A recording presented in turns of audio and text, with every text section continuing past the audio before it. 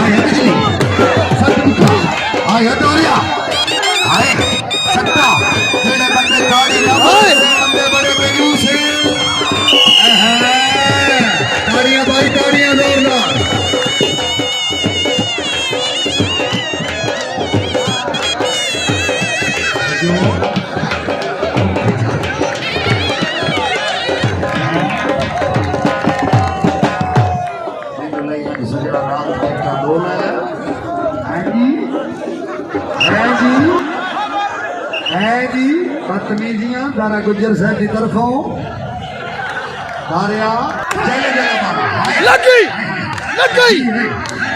बिजली लग गई उठी